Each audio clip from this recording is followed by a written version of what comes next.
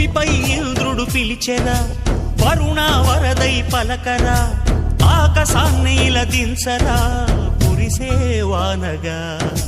మారని యాతన తీర్చగా, మాతల రాతలు మార్చగా, ఈ జలయజ్ఞము సాక్షిగా తలనే వంచరా.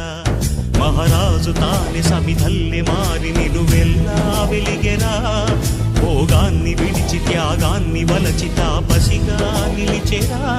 జనక్షేమమే తన సంకల్పముగా, తన ఊపిరి హోమజ్వాలలుగా, స్వర్గాన్నే శాసించెనురా, అమృతమును ఆహ్వానించెనురా.